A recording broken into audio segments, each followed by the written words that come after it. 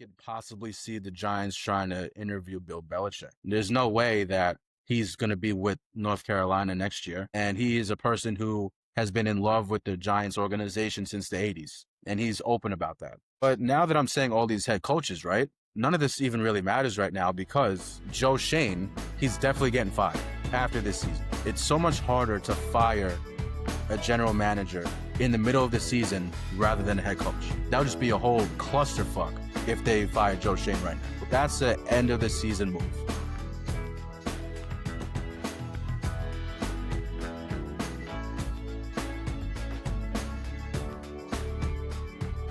Ladies and gentlemen, welcome back to the FTB Podcast. I am your host, Chris Zagulik.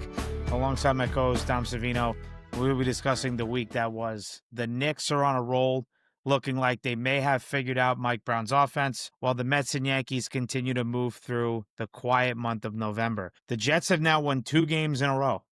Can you imagine? While the Giants have made a change in the coaching staff, who could potentially fill that spot next season? We will be assessing that intriguing topic in a bit. But first, before I ask you, Dom, how your weekend was, gotta say this first. Happy Veterans Day to everyone who has served our military. We very much appreciate your service and wish nothing but health and happiness going forward. And I almost forgot that today was Veterans Day until I actually saw someone's story on Instagram and they reposted Happy Veterans Day. So very happy I saw that. And again, thank you to everybody who has served our beautiful country. And we wouldn't be able to do what we do today if it weren't for you guys. So had to say that first. But now with that being said, Dom, how was your weekend? Well, another thing before I say how my weekend was, I wanted to say rest in peace to Patrick Brady, the firefighter who passed away over the weekend. He had a cardiac arrest while battling a fire. He was someone in the Rockaway community who was a staple, someone that was loved by everyone. He was always someone that you would go out and, you'd just be happy to see him out. I didn't really know him that well. We knew each other, but we really weren't that close. But every time he'd see me, he'd always, go out of his way to come shake my hand or ask me how I'm doing. And it's just a real shame of what happened, and my entire community of Rockaways are hurting right now, and rest in peace to Patrick Brady. Wow. I didn't even know that. Jeez, this is literally the first thing I'm hearing about this. So, wow, that's terrible. Well, respect to him for being a firefighter. I got friends from Port Washington who are firefighters as well, and that's tough to take. That's sad news, but obviously sending my condolences to their family and everybody in the Rockaway community. That's tough to hear. Hopefully everything gets better. So thanks for sharing that, Dom. Hopefully your weekend was a little better than that news. I don't know, but yeah, it's tough. Yeah, it was very weird. It was very odd. It was a very odd weekend for us. But besides that awful news, I just worked and try to watch some games, and I just found it funny that as soon as Russell Wilson went into the game, I think every Giant fan was like, "Oh, we lost this game. We lost. No matter how much we're up by, we're gonna lose this game." And that's exactly what happened. Mm-hmm. Yeah. So I think Giant fans are pretty smart sometimes. Yeah. You could pick up on some things. I think picking up on Russell Wilson being shit is definitely something you could pick up on very quickly. Oh yeah. Yeah, I mean, my weekend was solid. Celebrated my cousin's 30th birthday on Saturday, so that was great. Other than that, well, actually, hold on, excuse me. I went out to dinner Friday night, early birthday dinner for my mom. Her birthday is next Friday. Well, I should say this upcoming Friday. But yeah, that was good Friday night. Saturday celebrated my cousin's 30th birthday.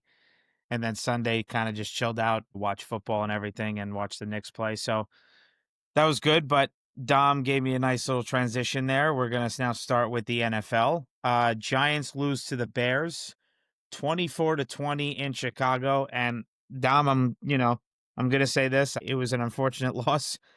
But it kind of worked out for me because I made a reel that you were in where you expressed your displeasure in one person in the coaching staff that Dom's going to get into. And on top of that, you mentioned, of course, in the reel how these players aren't really showing any motivation or care to play. And they ended up losing the game. So it was a perfect moment for me to post that reel after the loss. So that actually worked out well for me. But yeah, they lost 24-20 in Chicago. Jackson Dart got concussed in the game. And Dom, you got your wish, pal. Go ahead. Yes, I did. Well, first of all, this is why I hate all of these high top end media outlets. They wanted him gone, right? Beforehand, before the firing. Analysts and beat writers wanted him gone. Everyone's like, all right, it's going to happen. There's no way it's going to wait till the end of the season. It's going to happen sometime in the middle of the season. And now that the news came out that he's fired, people are saying, oh, I think this was a big mistake. Oh, he had something great going on with Jackson Dart. Oh, it should have been the GM first. Like, you really piss me off. You really piss me off with this. You're just doing it just to say the other narrative. You're not saying it because you actually believe it. And this is why these people get paid to say this. Just something else, just so you can argue with your other coworker. That's all that this is. So don't take any of that. Don't take any of that smoke from any of these analysts. That's number one. Number two, when it comes to that game, like to the Giants versus Bears game, I've never seen anyone try to get fired so bad. The way that he coached this game, he wanted to get fired, right? Yeah. Yeah. Or he's part of this betting thing. It's one of the two. There's no way. Number one, you're kicking on the 1 yard line, a field goal on the 1 yard line. Meanwhile, the whole bench is going at you, trying for you to change your mind. And he's like, nah, nope, I'm taking the points. That's number one. You're trying to literally running Jackson Dart into the ground. Then he gets hurt. And then number three, Russell Wilson, he wasn't even allowed to throw the ball. He can still throw. He still has a great arm. Like, I don't understand the game plan of that. It's just you running the ball to death and trying to just waste the clock instead of trying to go downfield and trying to score. No one on this earth can tell me that he wasn't trying to get fired. He gave up. He gave up on this team. And I think the scariest thing about it is, I think he would still be the coach right now if Jackson Dart didn't get hurt. That was the last straw. That was absolutely the last straw of him being hired. I'm being fired, actually. Mm-hmm. And, I've said this throughout the entire season. He needs to stop running. He needs to slide. He can't be trying to truck people. And look what happened. And this isn't the first time. This is his fourth time getting evaluated for a concussion. Somehow he beat all three other chances, and now this fourth time he actually has a concussion. You have to protect your franchise/rookie quarterback. And that's what he didn't do. And then people will tell you, he's young. He has the legs to do it. If you can do it now because he's so young. Do you not care about these players' health at all? Like, of course, you have to protect your quarterback. Obviously, look at now Jaden Daniels, even though it's his second year. Now look at RG3. Now I can just go down the line. Like Teddy Bridgewater, I can say so many people, but we'll be here till tomorrow. Mm-hmm. So that's the scary thing about it, that because he got hurt is why Daboll's fired. So now that game's over with. He's gone. Now we have a whole new coaching search. But do you know what's funny? Last coaching search, when Brian Daboll was getting interviewed, he was the only offensive-minded coach to be interviewed, and he got the job. which is pretty crazy because we had so many people. Like we had like Patrick Graham, we had Steve Spagnuolo, we had a few other people. I'm sorry, I just can't think of it right now. But the last time that we had a defensive-minded coach for the New York Giants was 1983. 1983. I couldn't even And you believe want to know who that. that was? Bill Parcells, 2-time Super Bowl champion. And honestly, I agree that we need a defensive-minded coach. And then people are going to ask me, oh, why not an offensive coach? Why not? Because we have Malik Neighbors, we have Scadaboo, we have Jackson Dart. I've come to realize after this big realization after 2 weeks, I think it can be anyone that can run this team. Well, from an offensive standpoint, we have too much talent. And now that we have a good offensive line, our offense is going to come into fruition next year. If we play like this, if our offensive line plays like this, I feel like I can coach the freaking team. I could be the OC. Honestly, like we have too much. We have too much now. We have too much of an offense now to mess up. And after all these years, we finally had an offensive line. We did not have an offensive line, and now we do. Mm-hmm. So, you know what? Give me just a new brain. Just give me a new brain as offensive coordinator or head coach. Because obviously now Mike Kafka, the offense coordinator, is the interim head coach. And he'll still be running plays. He'll be the offensive coordinator for this team as well. Do we know if he's going to be the head coach or is he going to still be the offensive coordinator, or there's going to be two completely different people next year? We don't know. We have no idea. But it is time for us to have a defensive mind. And there's some names that have been coming out there. The one that I really like the most, and the one that Chris agrees with me as well, is Steve Spagnuolo. How did that guy not get hired, Dom? He probably just didn't want to leave. He probably wanted to win more Super Bowls, honestly. Do I blame him? No. Yeah, I don't blame him at all. Neither do I. I really don't. So honestly, that's one person. The Chargers defensive coordinator, Jesse Minter, which the Chargers have been playing good this year. A little on and off, but they're a pretty solid group. Ex-Giant, Antonio Pierce. And now that's going to raise some eyebrows because people are like, oh, he was the head coach of the Raiders a few years ago and he didn't do nothing. Okay, but look at Pete Carroll now. They're just about the same. And Pete Carroll has more talent on this team than Antonio Pierce did. Mm-hmm. So honestly, I really wouldn't be mad about that at all. He has a good defensive scheme when he was with the Raiders, even though the record didn't show for it, but they still got to the quarterback and they still shut down receivers with the limited amount of talent that they had. So honestly, I'll take him. And then, I mean, this is just maybe a crazy prediction, but I could possibly see the Giants trying to interview Bill Belichick. There's no way that he's going to be with North Carolina next year. And he is a person who has been in love with the Giants organization since the 80s. And he's open about that. So I can picture him trying to go for that job because he'll probably get fired after this year. But if he doesn't, if he stays in North Carolina, oh well. But if he's available, you got to at least give him an interview. If not the greatest coach of all time, you got to give it to him. Okay. And then I'm seeing people out there say, oh, we should hire Lane Kiffin. Really? Do you know how much of a psychopath this dude is? I wouldn't. Oh my God. I wouldn't touch that with a 10-foot pole. No way. No. So if anyone asks, no, that's not happening. No. But now that I'm saying all these head coaches, right?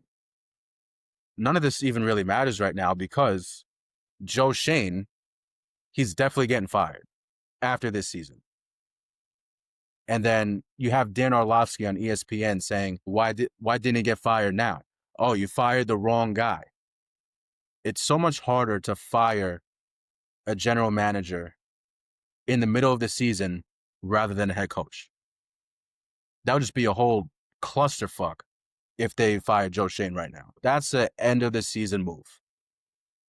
So honestly, I'm telling you all these names, but realistically right now, they don't matter. Because we need to have a right-minded general manager, and he has to be on the same page with the organization. So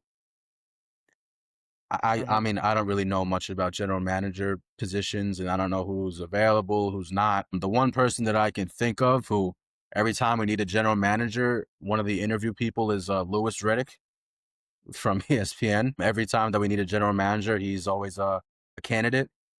So maybe him. I mean, he knows football, obviously, and he knows what he's talking about, but I don't know if he can be a general manager of a team, but hey, we'll see. Okay. I think that's a valid point when it comes to firing the head coach instead of firing the GM. I mean, Dom talked about a clusterfuck. Look what the Jets did last year. They fired Robert Saleh and Joe Douglas, and then poor Jeff Ulbrich had to get off his defensive coordinator duties and now become head coach. And now he's trying to be the head coach of the team and run the defense. I'll just give you a little tidbit. It didn't work out. Didn't go well. The guy tried, okay? They thought he could become the head coach. They obviously thought this before they fired Robert Saleh. And then they put him in the head coaching spot mid-season after week 4 or 5, whatever it was. And he just couldn't cut the mustard. Couldn't do it. And now he's the defensive coordinator for the Falcons, and the Falcons are one of the best, if not the best, defenses in the league. So for some people, you think, oh, he could be a head coach. Sometimes they can. Sometimes it works, sometimes it doesn't. Some guys can do it, some can't. Now Mike Kafka is going to be the interim head coach for the Giants. Dom, do you think this guy is cut out to be a head coach? Honestly, I don't know. Only just because of this standpoint. What I've read of the firing of Brian Daboll, it wasn't even Joe Schoen's decision. It was the owners. So now I'm starting to think, did Daboll and Kafka really have any say about anything? Even plays on the field? Even people who they should play and who they shouldn't play? I don't know. Because now I'm just so confused of, we have all these draft picks that Schoen drafted and they don't even play. Why not? Evan Neal, he was supposed to be a starting guard or at least a backup guard for us because he was a terrible right tackle, so they put him at guard. He's not even dressing up. He doesn't even have pads on. We traded and gave away draft picks to get Jalen Hyatt. Don't even give this dude a chance. Is that Daboll? Is that Schoen? Is that the ownership? Is it him? Was it Schoen giving up Saquon? Which apparently it was because of the Hard Knocks. That was Schoen's decision because the owner wanted Saquon Barkley and John Mara and Steve Tisch. So that's the only one where I can be like, that was Schoen's doing. But what about John Feliciano, who was a great center for us? What about Xavier McKinney? What about all these dudes? Do these general managers even have a say in anything? Because they always praise to the choir, these owners for the Giants, that, they're not really involved. It seems like you are. In almost everything. And they were the ones that fired Brian Daboll, not Joe Schoen. Right. And allegedly, they wanted to fire Brian Daboll on the plane ride back from Denver, but they had an argument about it, and one of the owners was like, no, we should keep him. So, I really can't give you an answer because I don't know where this organization is going to be even in March. Is ownership finally going to settle down? Are we going to have a right general manager with Kafka? Is he actually going to have say Like, even though he is the coach, did he have any say at all, Daboll? I don't know. Okay. All right. I get it. And also, it's a little unfair to Kafka because throughout his whole entire time with this team for a few years, he had no talent and no offensive line. And this is finally his first year where he has a good squad, and then his entire offense gets hurt. Yeah. So, Okay. I mean, this is his interview right now. This is his interview for the head coaching job. So, Well, we'll see how it goes. Dom, that's what it was for Jeff Ulbrich last year. And Yep. he ain't a head coach. Yeah, he has a job. He's defensive coordinator for the Falcons, but not a head coach. All right, so I'm going to move on there. That's everything for the Giants. I'm going to get into the Jets now. Well, they beat the Browns, second straight win. I mean, honestly, a couple of weeks ago, I thought this team was going 0-17. They could still go 2-15, but there's an interesting hot take I'm going to get into towards the end of my rant. Two special teams touchdowns in this game.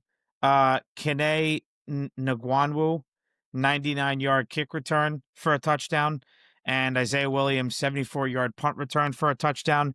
Thank God, because Justin Fields played like dog shit once again. 6 for 11 passing for 54 yards. I mean, it's like, do me a favor, just be a running back next year. 1 touchdown, 1 interception, sacked 3 times for 12 yards lost.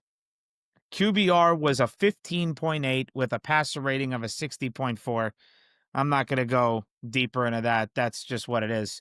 Breece Hall looks like a real top running back in the league with the recent games and his recent stretch that he's put together. 21 carries in this one, 83 yards. Longest run was 30. Was also a weapon in the passing game finally. I don't know what they were waiting for. 1 reception for 42 yards that led to a touchdown. Here's the thing, and I've said this multiple times on air, off air. Dom, you could agree with this because we've said this to each other over the years, for however long we've known each other. The Jets have talent on the team. There's talent there.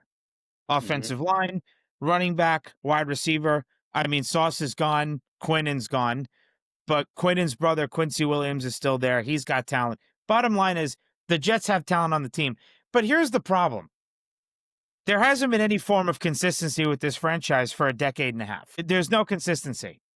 So with no consistency comes no success. You can never be successful in anything in life if you're not consistent with what you do.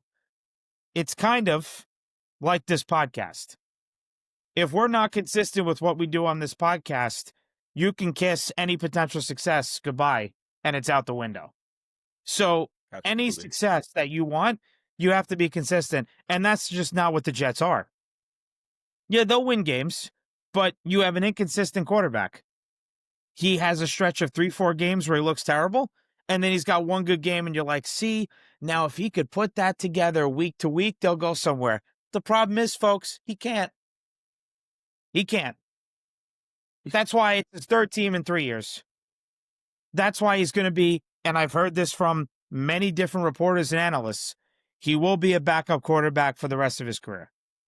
That's what Justin Fields is going to be. I mean, Woody Johnson, you got to ask him. I mean, he literally said the guy can't complete a pass. His words, not mine. So, and he's not totally wrong. It's just, you just don't say it to the media outlets about a quarterback that you had your hand in, hiring and acquiring, for this season. So with all that being said, this was a hot take that I got. Well, really, both me and Dom got in a little chat. My town friend, Matt, his hot take this morning, said it to me on Instagram, and he said it to me via text. I mean, I don't know where to go with this one. Said this to me, he says, this is how I wrote this, okay? Matt's hot take on this cold Tuesday morning. The Jets will win on Thursday Night Football against the Patriots and go 10-7 the rest of the way to finally break the 15-year playoff drought and make the playoffs.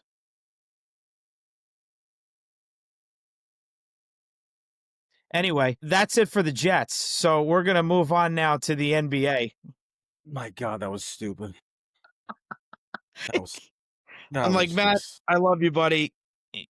Fantastic take there, but this is just. I didn't even. I just.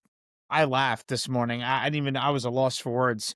I didn't know what to say. I was like, all right, if you want to say they win, okay, anything could happen. But we know the Jets don't particularly play well all the way up in New England, at their stadium, right? So it's Gillette Stadium is like a haunted house for the Jets for years now.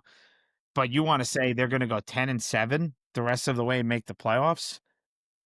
I mean, he was pretty adamant about it, but I don't know. Chris. I don't have He anything else to say. he Chris, he got you, bro. He put us in the group chat. He wanted one of us to say it, just cause how dumb it was. He got you. He tricked you bad.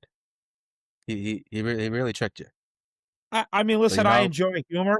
I enjoy humor. I like putting it in the pod. I thought it was good. Thought it was a nice little, icebreaker from maybe some seriousness to then have some laughter. So I don't know. I guess you could say he tricked me, but I told him immediately, I was like, that'll be on the pod this morning and stay tuned for when it what gets published. You'll hear your shout out. I thought it was good. he's in our league, right? Of course he Is is. he? Oh yeah. 6-4. No, Solid. All right. he's won. He's won the All league right. a couple of times, but he knows what he's doing He somewhat. did. So All right, so I yeah. check his credentials real quick. Yeah. I'm 7-3, by the way, but he's 6-4. So Oh, saying, damn. All right. saying. I got you. Okay. It's all right. All right. I'm Well, gonna go to the I don't promised want to land. keep. Yeah, I don't want to put too much attention on that. Dom, I'm glad you have a better record though. That's good. Absolutely. That's real good. All right. Well, I'm going. I'm going. yeah, I know. I'm sure you are. That's the NFL. Now moving on to the NBA. The Knicks so far go 2-0 on the week. Could go 3-0 depending on how tonight's game goes against the Grizzlies. But first game, they beat the Timberwolves 137-114. Me and Dom were happily wrong on this one. We predicted the Knicks were going to lose. OG Anunoby led all scorers with 25 points in 31 minutes. 8 rebounds and 2 steals. I got to tell you, Dom, he is looking like a serious all-star. I mean, his offensive game, really his whole all-around game in the league right now for the Knicks just looks like all-star caliber stuff. I mean, he looks fantastic, which is just he is making that contract worthwhile. And worth, every single penny, nickel, dime, whatever you want to say. Jalen Brunson had a double-double with 23 points in 33 minutes, 10 assists, 7 rebounds. Cat and Mitch both had 10 rebounds, but Mitch had 10 rebounds in 16 minutes. Also had 3 blocks. Josh Hart, 18 points in 27 minutes, 5 rebounds, 4 assists. Miles McBride had 14 points in 21 minutes, 4 assists. He was a plus 26 on the court. Knicks team stats, and then I'm going to let Dom give his analysis on this game. The Knicks shot 53.9% from the field, which you'll hear that number again for the next game. It's pretty crazy how identical it was. 45.2% from 3, 50 rebounds, 32 assists, 62 points in the paint, and the largest lead was 23. Dom, your take on that game? I mean, we've been saying it ever since OG has been here. He just needs to be consistent on offense. And this year, he's finally consistent. Mm-hmm. Maybe this will give him some acknowledgement for trying to be the defensive player of the year, because, I mean, he should be a finalist every year, but he's not. No. Maybe a little more attention to his offensive game that'll really boost his numbers up. Playing amazing. This is the best I've seen him play yet, offensively and defensively. But obviously, it's hard to say defensively because he gives it to you every night. He brings it every time. Karl Anthony Towns, he's playing better. We were very concerned about him in the beginning, but it seems like he's getting comfortable. We have still got my boy Mikal Bridges. Chris, you don't like him that much, but he's playing good. He's playing good. So we're still, I know we got to go back to the end of the season, right? Or to the end of the season until we give our final grade on Mikal Bridges. No, but But but he's but hold on. But I did say I give you until New Year's Day, New and then Year's. I'll that's how he's been doing this season. So I'm still gonna hold true to that. Okay. New Year's. It's all good. We still got Jalen Brunson, obviously being Jalen Brunson. We don't really got to worry about him. Um, Obviously, it just worries me that he always tweaks something. It seems like he's always somewhat just getting a little injury, which is always scary every time he's down or limping or something. But that's just the name of the game. And then honestly, I think this is actually helping Mitchell Robinson. This is helping him with the load management. He seems more fresh out there. The amount of rebounds that he's getting in such a short amount of time, in like 15 to 18 minutes, is just unreal. Even like players are like, I've never seen anything like this. Yeah, our head coach is like, this is just not real like real life. What's going on right now? That he's getting 9 offensive rebounds in like 16 minutes. Mm-hmm. That's like unheard of. Like I said with the load management earlier, like before the season even started, or even the first game, this is something that actually needs to happen when it comes to Mitch. If he was playing Tom Thibodeau minutes, he might be hurt already. You know what I mean? Like if Tom Thibodeau was still on this team, he might be hurt already, or Yeah. might have to be into load management anyway. Mm-hmm. So honestly, I'm not really upset about it. In the beginning, we were all really confused. Like we didn't even play a game yet, and he's already out. Like how unhealthy is he? Which Mm-hmm. he seems fine. He definitely seems okay. So I'm okay with this for the rest of the season. If this is how you play him, perfect. Because we need him for Yeah. the playoffs. That's it. Yeah. Yeah. I know. Listen, the thing is, I know obviously last week I went on a bit of a tangent about how, oh, is he going to play or what's his load management? The thing is that his production right now and how he's playing on the court is something that everybody wants to see for an extended period of time because, yes, could they continue with this type of load management so long as they keep on winning? Absolutely. A lot of things get forgotten when you win. So if you keep on winning, nobody's going to care about what kind of load management it is. Right now, we're going to get to the predictions a little bit down the episode here, but the Knicks have a back-to-back, Dom. They play tonight against the Grizzlies, and then they play tomorrow night against the Magic. Mm-hmm. Do not expect Mitchell Robinson to play tomorrow. He'll play tonight. He's not going to play tomorrow. And that's something where that irks me because he is so talented and he's so good at being an offensive rebounding specialist that it is going to hurt them potentially a little bit into Wednesday night's game because they can't have him play back to back. So, okay, yes, you can continue this load management going forward if they keep on winning. But if they go into a mini stretch of losing and Mitchell Robinson's not out there, people are going to be going on a total rant saying, where the hell is Mitchell Robinson? He's got to play. So this is okay as long as the Knicks keep on winning. So I still have a few things to say, but with that point though, that's what does suck. Like if I was a coach, obviously you're looking out for his health and maybe not playing back to backs makes sense.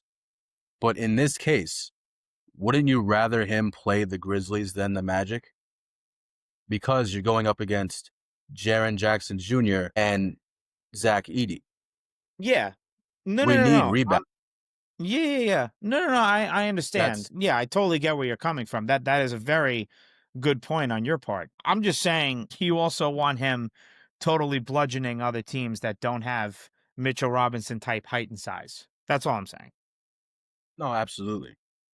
No, for sure. But like that's the thing. Like it's you just gotta deal with it, you know? It's like, all right, this is what we're doing, you gotta stick to it. You can't Mm-hmm. just you can't break it. That's Mm-hmm. what sucks about it, is what I'm trying to say. Mm-hmm. And then a few other things. With Mike Brown, I was sort of wrong with what I meant with like I don't think we have the personnel to be a fast paced offense.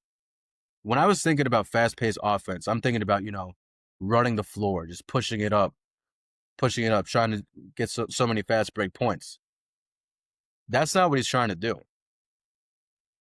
And honestly, it's actually better. It feels like I'm watching like a Greg Popovich offense. Just swinging the ball, just not trying to go for the first shot, just trying to get the first person to be completely open, not even a little open. You know, remember when it was Manu Ginobili and Tim Duncan and Tony Parker, you know, just flashing the ball. Like they barely have the ball in their hands for not even a second, just trying to get rid of it. And that's what they're trying to do with the Knicks. And I love it. I love it. You know, I feel like this is something that Knicks fans wanted for years. This type of offense. You know, complete opposite of what Tom Thibodeau was doing with slow pace, ISO ball, just everyone get the fuck out my way. Let me dance on this guy. Like, you know, we finally have a set offense and an unselfish offense as well. And it's just it's so refreshing to see, to look at. It's awesome. And if this is what we're going to see for the rest of the season, I'm completely good with it. But also, I still think that we need to still win the fast break point battle every game and try and get those rebounds up and try and win that battle as well. Those are the two main things that we really need. So I'm just reading this. This is actually interesting, Dom. So supposedly Triple J may not play tonight against the Knicks. One person wrote, if Jaren Jackson doesn't play tonight, Magic. If he does tonight, this is about Mitchell Robinson, which game he plays, because he's not playing back-to-backs, as we've already expressed a few times here. I got to tell you, a lot of comments have him playing tomorrow, not tonight. So they're saying no Zach Edey. So tomorrow in Orlando, Mitch is needed. Tomorrow, they have a bigger front line to deal with. I'd rest him tonight, then reevaluate to have him off tomorrow. He needs to play Friday. Okay, that's an interesting comment. Against Orlando to send those frauds packing. I wish he'd play both, but most likely Magic. He'll play because they'll need him to slow down Paolo. I read that pretty awkwardly, but it is what it is. Tomorrow for sure, Grizzlies should be barbecue chicken without Mitch. This might be a good time for Huck Porty development. You were just talking about Huck Porty only playing 2 minutes recently. So a lot of people are pointing towards tomorrow night, not so much tonight. So we'll see if Triple J plays. They're saying no Zach Edey. So there's that. But anyway, are you good on the T-Wolves game? Can I move on to this absolute bludgeoning Nets game, or you have something else to say? So I actually just read this, which is actually very important, if Zach Edey plays or not, or if Mitch plays or he doesn't. Someone said on October 30th, looks like a beat reporter, the Grizzlies are running 72% more pick and rolls this year than they did last year. And Zach Edey was the most efficient pick and roll big in the NBA last year. So it'll be big if he plays or he doesn't, or if Mitch plays or he doesn't. It seems like they're both going to need each other. Both teams are going to need both players. Let's see. That's pretty crazy. 72% more than last year. That's pretty crazy. Yeah, Zach Edey's not he playing. Is out. He's out. I just saw it. CBS Sports ankle has been ruled out. So yeah, honestly, I'm going with everybody else. Play Mitch tomorrow. Yeah, I agree. And also, there's a few injuries for Memphis. Ty Jerome, Scottie Pippen Jr., Zach Edey, and Brandon Clark. Wow. Brandon Clark, that's another big one. Yeah, that's a big name right there. That's a big one. That's like, I relate that to Naj Reid a little bit. He's not as good as Naj Reid, but I kind of relate that to Naj Reid off the bench for T-Wolves. That's a big one. Brandon Clark, yeah. I'm playing Mitch tomorrow. Now. I mean, yes. And John Morant looks like a shell of himself. So I honestly think they should win. They should go 3-0 technically on the week. The Nets, folks, we're going to keep this short. They look dreadful. They have some young talent, but they're just not ready. The Knicks beat the Nets to a pulp, 134-98. Cat led all scorers with 28 points in 28 minutes. That was a great showing by him. 12 rebounds, so he got a double-double, plus 21 on the court. I'm going to be reading a lot of plus-minuses on this one. Brunson had 19 points in 29 minutes, 7 assists, plus 36 on the court. OG Anunoby had 19 points in 27 minutes, 8 rebounds, 3 assists, plus 32 on the court. Biggest plus minus of the night, Mitchell Robinson had 8 points in 17 minutes, 8 rebounds, 2 blocks, a plus 40 on the court in 17 minutes. Folks, this is what I mean when I say it irks me when he doesn't play a lot. It just, ugh. I know the Nets suck. I know they're not a great team yet. They have a lot of developing to do, but oh man, it's just. Feel you, bro. I feel you.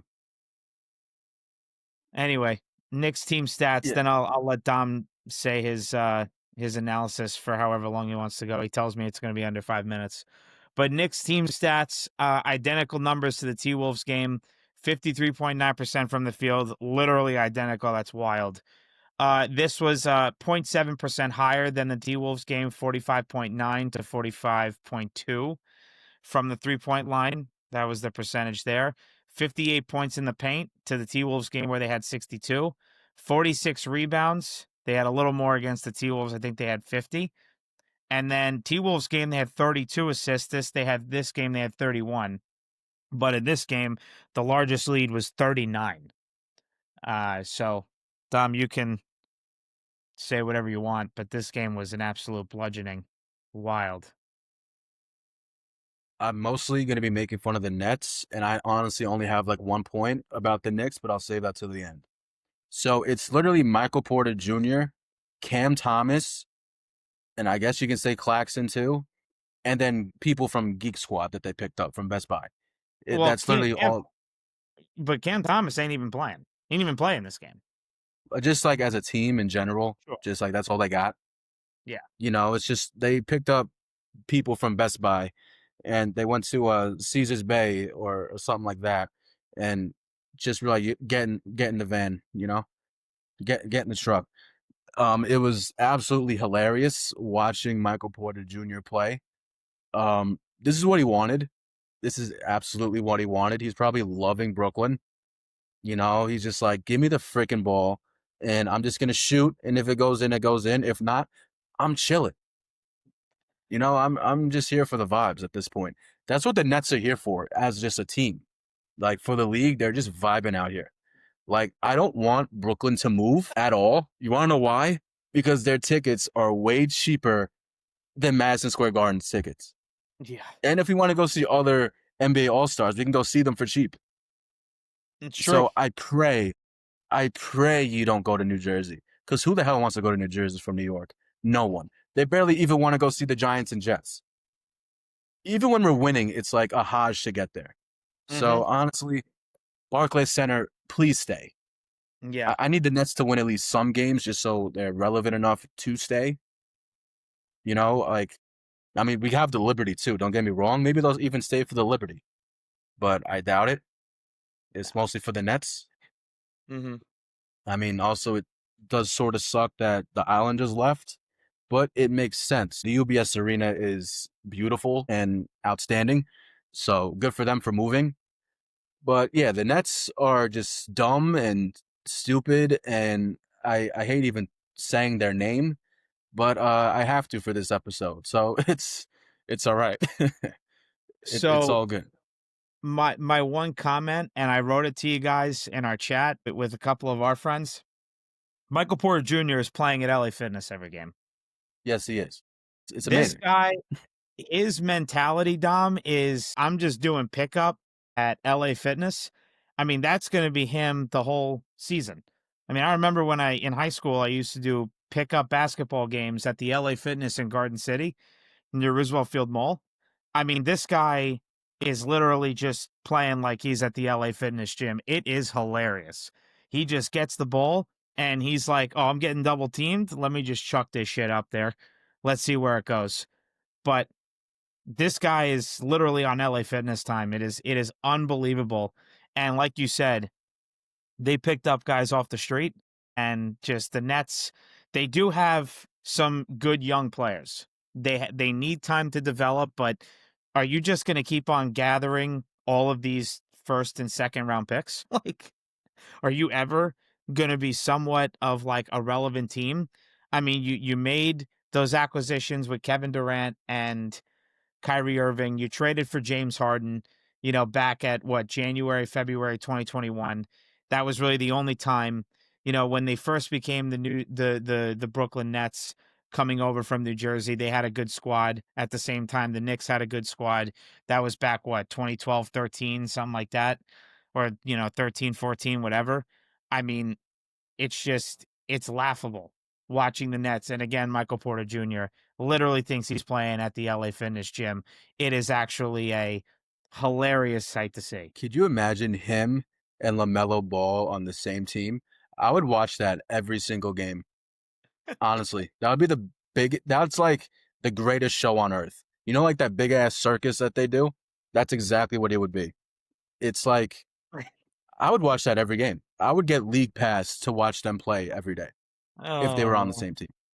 that is great. That is great. The most electric thing in NBA if that was the case. But all right, enough with the making fun of the Nets. I had my fun. But there's actually one serious thing that I am concerned about with the Knicks is why aren't you playing Yabusele or Huck 40 minutes? Like, we Yeah. can't just rely on Mitch for the whole season, right? He's not even playing that much.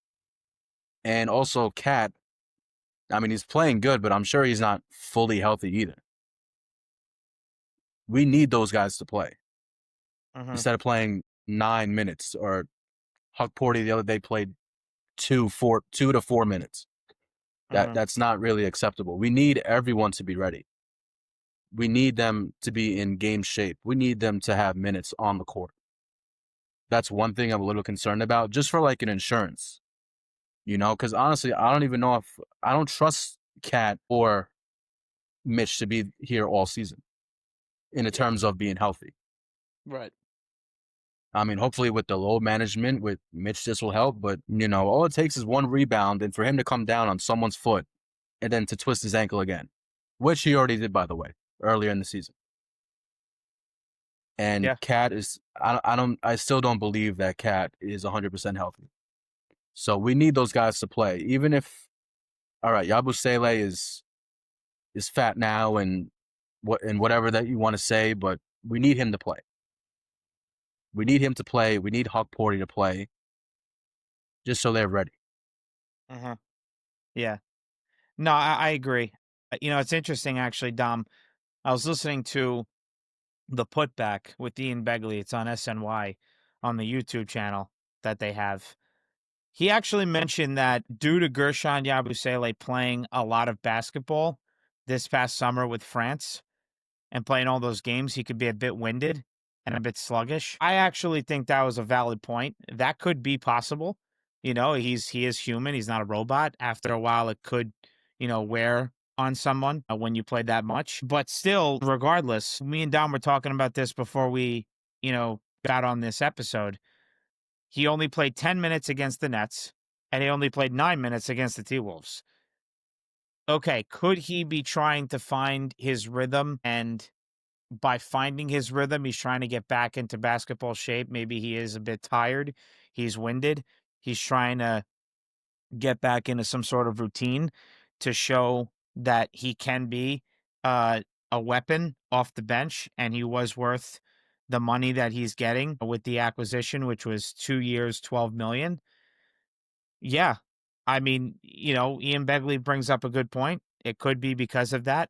But at the same time, I said this last week, by Christmas Day, I need to see something from him. I need to see him improve his play style and his basketball IQ and his quickness, because they are going to need him. And he does need to be a valuable asset to the bench. So that's one thing I'll say about the Knicks currently and from like their recent stretch of games on the season. The other thing I want to say is Jordan Clarkson. Yes, he fouled out. This is crazy. He fouled out in 18 minutes against the Nets, which I thought was hysterical. And Josh Hart was laughing when Clarkson took the the stat sheet from him and he crumbled it up. It was hilarious. But he's been playing well recently. Against the Nets, he had 11 points and 3 assists. He's starting to get comfortable in this offense. That is a massive, massive step forward to the Knicks bench production because they need him to be what they're expecting him to be as essentially a sixth man and the first guy off the bench. So it's huge that he's, starting to put it together and figure out this Mike Brown offensive scheme. So that's something I wanted to say. And the last thing I'll say before, Dom, you can wrap up the Knicks portion of the episode. Josh Hart has shown absolutely no effects of the finger injury recently by constantly hitting threes and hitting mid-range shot. This is maybe equally or maybe even more important than the Jordan Clarkson aspect. I mean, again, another guy coming off the bench, and this is big news for the Knicks bench, but also the training staff, that whatever they're doing is working, and he is playing well, and he played well the last couple games. He is starting to round into form and look like his true self, and they need the Josh Hart of who he's been as a Knicks player, and I thought that was pretty big as well. So those are just a few things that I wanted to touch on about the Knicks' recent stretch of games. Yeah, I mean, I'm very happy that Josh Hart is looking good, even though he has multiple injuries. But it's either it's not bothering him or he's just really smiling through it, which I hope he's just feeling good.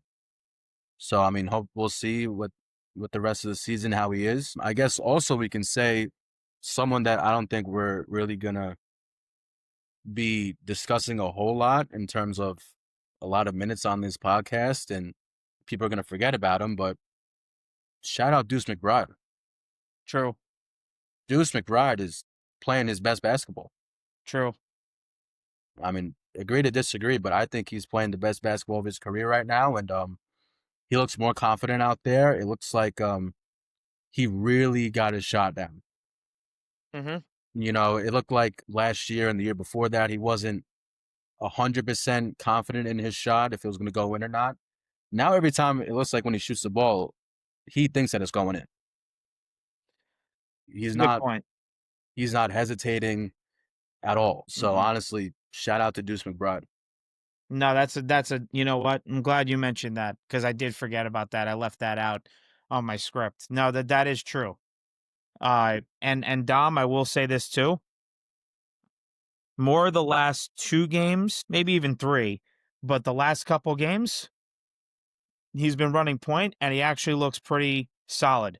A lot better than I expected. I mean, yes, he still has the occasional turnover or 2, but he's limiting, that kind of damage. So I'm very happy you brought that up because that is 100% true. I 100% agree with everything you just said about Deuce. And yeah, his shot looks more fluid. It looks more smooth. So yeah, that is another big piece off the bench. And for the couple of games that he didn't play due to personal reasons, totally understand. Take as much time as you need on that front, but once he came back, you could just tell having him playing the way he's playing. I mean, him, Clarkson, Hart, Yabusele. Those are the guys that need to play well off the Knicks bench for the Knicks to go as far as they want to go. Those are the 4 names. Yabusele, Clarkson, Hart, McBride. Bottom line. And of course, we want to see some sort of Huck Porty development. So. Hell yeah. That's really where I'll leave it at. Dom, do you have anything else to say before I move on? I mean, I'm going to be, just one more thing. I'm going to be saying it all year. And I've probably said it almost every episode, but I'll say it again. We're going to need everybody. Mm-hmm. Everyone. I don't know. Like, it seems like every time it's like something happens, people are like, oh, we just need this player to do good. We need this player to do good. Maybe 3, 4 players, and that's it. That's not how a championship team works. No. We have high expectations now. We need every starter and every bench player. Everyone. I agree. The last 2 things I'll say quick before I move on. You see how OKC runs their team? Everybody plays. Everybody plays. The 2 games that the Knicks played against OKC, they were not fit to run Number one, run fast because they were on a fast-paced team last year. And number two, they didn't have the bench depth to keep up with the OKC bench depth. That is also why Porty needs to get his minutes. He needs to get his development because OKC right now, last time I checked, they have one loss. They have the best record in the league. They're 10-1. Great point. Everybody plays. Diagonalt, he plays everybody. And Mike Brown is going to look to do the same. That's why we want to see Porty play more. And shout out Landry Shamet. He's been playing well too. The last Correct. couple games. You are correct. Yeah. He's been shooting it well. He's been pretty Shout out to lethal him. behind the arc. But that's it for that, for the NBA. MLB, we're just not going to really be talking about today. There's nothing to really report on this league. There's just been a bunch of predictions getting thrown around for certain free agents. We're not going to really entertain that right now. So MLB is kind of whatever. So now we'll move on to the next segment. Take a seat. Let's bet. Dom, you can go first with your DraftKings bets for my Jets against the New England Patriots in New England.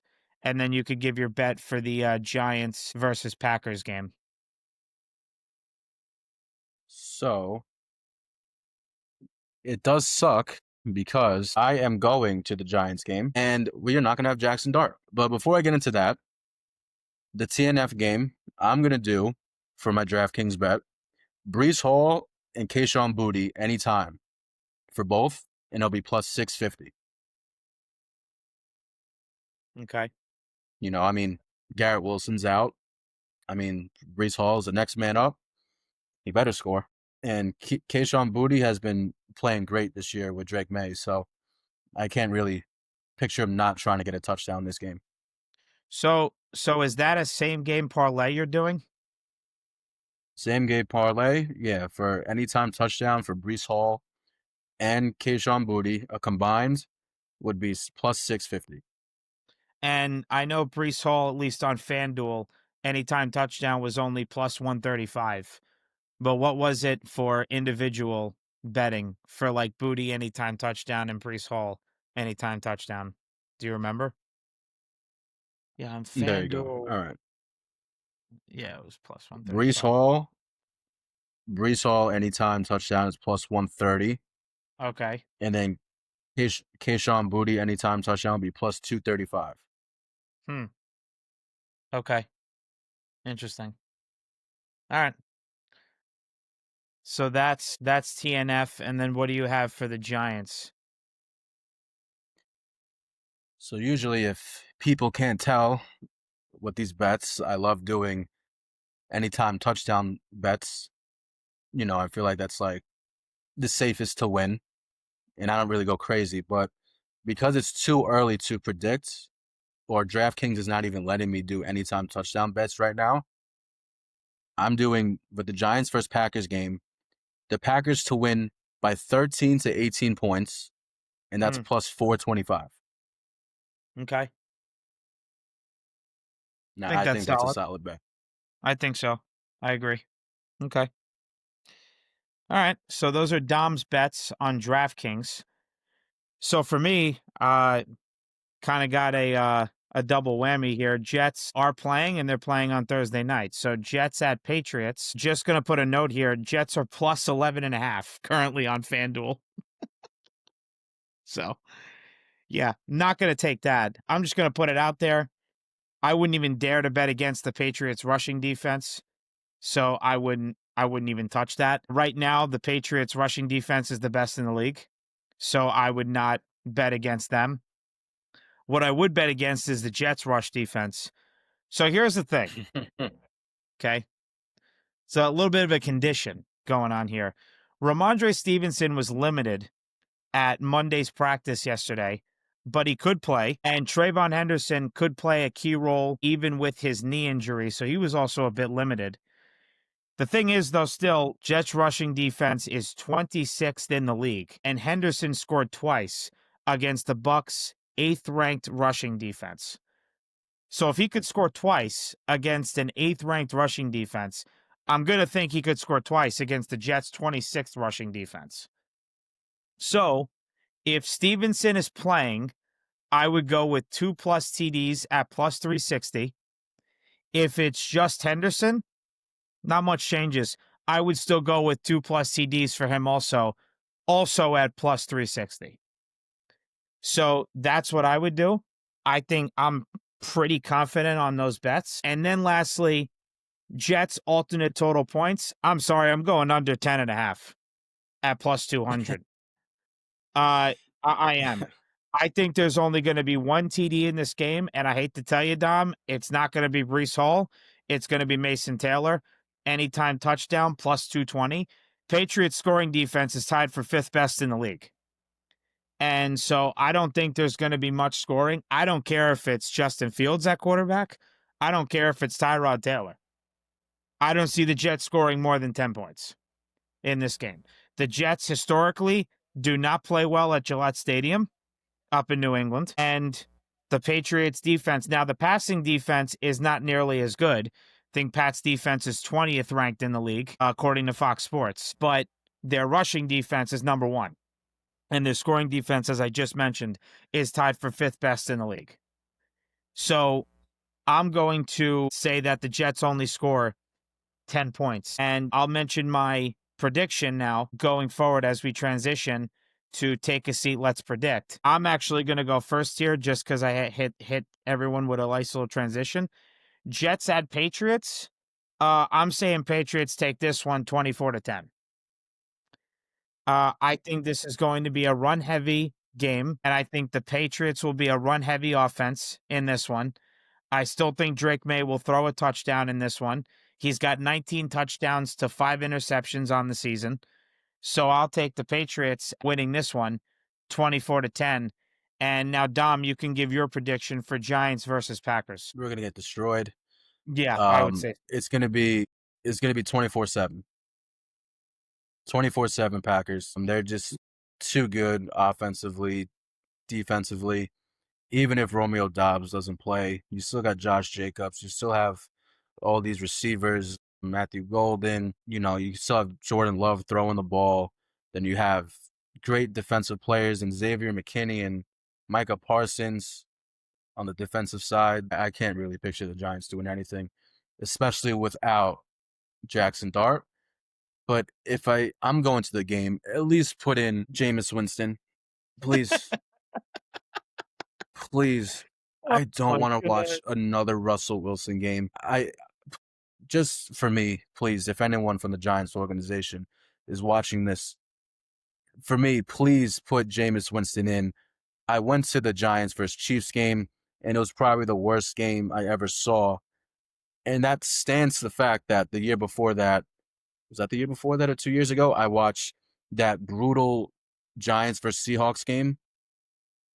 I think that was Thursday night, or maybe Monday night, when Daniel Jones threw a pick 6 to Witherspoon. Oh, so that was last year because he was a rookie. That was last year. I watched that game. I've been on a bad streak as of late. Yeah. As of late when it comes to these Giant games. Not good, but maybe it'll change. I hope we win. I'm not saying I hope we lose, but I mean, as of right now, we are 3rd. We have the 3rd overall pick right now. And the Jets keep on winning games. I don't know how you feel about that. Do you want them to keep winning or losing? I'd rather have them lose so that they can get 1st overall pick and a quarterback. I mean, Lord knows. I don't expect Tyrod Taylor to be here next year. This is the last year of his 2-year deal. And Justin Fields. I mean, just I was talking about inconsistency. I mean, he is the definition of inconsistency. So if he's back next year, it'll be in a backup role. No, I don't want the Jets winning. Absolutely not. Good old tankathon. No. I'm sorry. I should have asked you this earlier. This is my opinion. I don't know how you think. I think whatever number you guys are in the draft, obviously we don't know yet. I think you guys should wait for next year for a quarterback. Yeah. And then try and get a receiver, this one. Yeah, some people have been saying that recently, I know. Yeah, we'll see what they do. I mean, it's not a bad point. I know I've heard a lot of different people give mixed reaction to that, but I don't know. Let's see how the season goes first, because right now they're on a nice little 2-game winning streak. I mean, if they beat the Patriots on Thursday, I'm going to be honest. I don't really know where my head's going to be at for next episode. I mean, I really don't, because I'm going to be so confused and conflicted. I really don't. I'm going to be at a loss for words. I'm not really sure what their game plan is and what they're going to be doing for the rest of the season. Not saying I'm going to jump on the Matt bandwagon and say now they're going to win 10 straight games and make the playoffs. I'm not going there. Sorry, buddy. But if they win on Thursday night, I'll be real confused. But yeah, I understand your question. It's a valid one. But I'm going to move on now. Now let's predict the Knicks. Obviously, tonight, we already predicted they'd win against the Grizzlies. But tomorrow night is Knicks versus Magic. And then Friday night, NBA Cup game, Knicks versus Heat. And then that ends their 7-game homestand. And then it's Knicks at Heat at a little back-to-back action on Monday night. So, Dom, give your prediction for these 3 games. I'll go 2-1. I'll say that we beat the Heat, the cup game, but then we'll lose to them when we go back there. Hmm. I gotta be honest with you. The Heat are looking really good. Mm-hmm. The Heat look really good. The Cavs are still the Cavs. And we're also playing the Magic, and the Magic looks good. I mean, you've seen Desmond Bane with that game winner. Was it last night? He is an absolute sicko, Desmond Bane. He's nuts. Maybe that is worth it. Maybe that's just a formula. Who cares about draft picks? Give up 4 of them. Get the player. Mm-hmm. Maybe that's what you need to do. Maybe that's the secret formula now. Maybe. But yeah, I mean, we're 6-3, but the Magic are 5-6 right now. But it's still early. And then you have the Heat that are 7-4. But they just beat every team's gonna get better. Cavs. Did you see? Yeah, I agree with you. It is too early, and everyone will get better for sure. But did you see the overtime game, Cavs Heat? I mean, it was pretty wild. I was watching some of. I didn't watch all of it, but I did watch some of the highlights, and it was a pretty crazy game. And of course, the Cavs fans on Twitter are dressing up the ref in a Heat jersey. Shocker there, but that was a pretty crazy game. But yeah, I mean, listen, I'll just give a shout out to. Yeah, it was nuts. I'll give a shout out to my friend Renato down in Miami. Met him during graduate school at UM. Me and Dom did say at the beginning of the season, watch out for the Heat. We did say this with Khalil Ware, who I wanted. Once again, I'll say it again for the 15th time. I wanted him in the draft. That's who I wanted. And he looks great. And of course, they still have Bam Adebayo. They have a lot of good guys there. And it's as long as Eric Spoelstra is coaching that team, you never take the Heat for granted, ever. And so we are not surprised. And honestly, Dom, that leads me to honestly also give a 2-1 record. But I'm actually going to say the Knicks lose Friday night NBA Cup game because it's hard to go 7-0 in a homestand. And I say they get their first road win on Monday night. I hope so. So I'll go 2-1, but that's how I'm going to do it. Hey, that's perfectly fine. We just got to beat the Heat. Yeah, I agree. At least once. We got to beat them. I agree. We can't be swept by them this year. There's no way. No, I agree. And I just found this out. I'm on the ESPN app. Do you know that they have maybe you know this. Do you know they have a matchup predictor? Do you know this? No. Look at this. No. Oh, yes, I have. Yeah, I've seen that. Yes. I just saw this. Mm-hmm. So for the Grizzlies tonight, we have a 76.9% chance. And then for the Magic, we have a 65.8% chance. For the Cup game, what does it say for the Cup game? We have a 69.1% chance to win.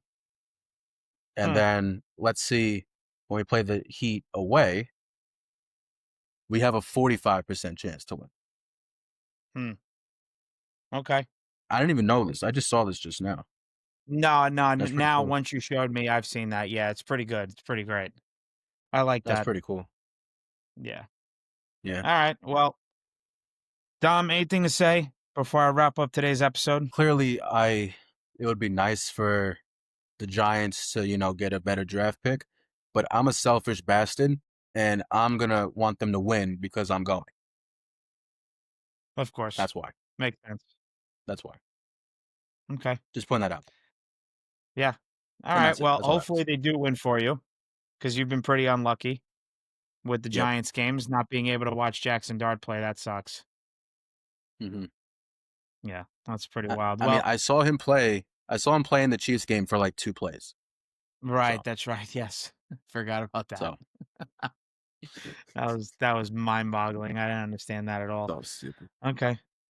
Yeah.